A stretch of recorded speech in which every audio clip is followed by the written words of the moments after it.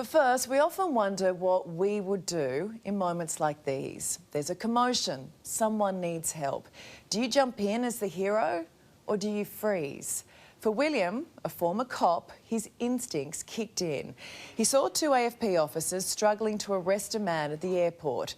So he and a friend, who just happened to be an off-duty police officer, jumped in to restrain him. And then the unthinkable happened. A gun went off. I spoke to William earlier.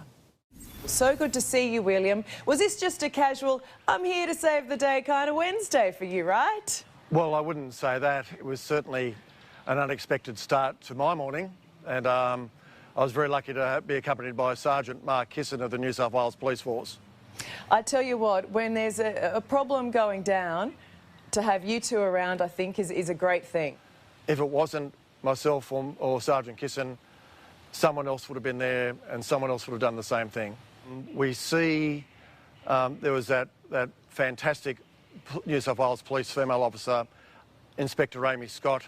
She ran into danger and she was assisted by members of the public. It seems to me, Ali, that in Australia we don't run. How are you feeling about it all now that the heart rate is slow and you've taken a moment to realise what could have happened, William? Well, it's an unusual situation where my former employment really came back into the fore. I'm now a practising barrister and have been so for the last 22 years. But prior to that, I was a serving member of the New South Wales Police Dog Squad and New South Wales Police Special Services Group. So just old habits die hard, I presume. Wow, so you were cool under pressure throughout all of it? Well, it's a firearm being discharged 20 centimetres from you has the effect of focusing your attention. So take us through it. You're at Sydney Airport early this morning. You're near a gate, ready to get on your plane, and you notice what? I heard a commotion, turned to look at it. There were two AFP officers who were very, very brave, might I add, struggling with this man. Sergeant Kisson and I moved towards them, probably from about 10 metres away. They ended up on the ground with the police rifle underneath the man. I tied up the left hand. The man had his right hand and the rifle underneath him. A shot was discharged. Was the bloke saying anything? How did he seem? He was a very tall man. He was very, very strong as well. In my former occupation, I've had to wrestle the rapscallions and ruffians from time to time. This fellow was very, very strong.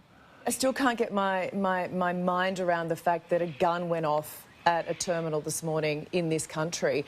That was a very close call, William, and when you think about it, you know how dangerous guns are. You could have been shot, one of the other officers, a passenger, a child. This could have ended so tragically. Well, it could have. What was crossing my mind at the time was if this fellow got loose within the terminal, there could have been real carnage done. It's miraculous that no one was hit by the round that was discharged. How close did that bullet go to hitting someone? As I understand it, anecdotally, the round went into a cafe and ended up in being stopped by an oven. Hey, what were you and your mate on your way to Townsville for? We've come here for a sporting contest, our Australian titles. What, are you a runner? No. My sport involves some running, but I'm not I'm a bit old and fat and heavy to be a runner these days. Okay, but I've got good hair. Well, you've got fantastic hair, William. You know, I should have opened with that, by the way. So what are you up there doing? Now that you're not really answering my question, I'm very, very intrigued. The sport we compete in is called IPSC. It's a handgun shooting sport. Okay, this explains why you were cool under pressure in the airport this morning. Good luck with the comp this weekend, and I'm glad that you're okay and that everyone's okay. Thanks so much, William. Take care. Thank you very much. He's a character, isn't he?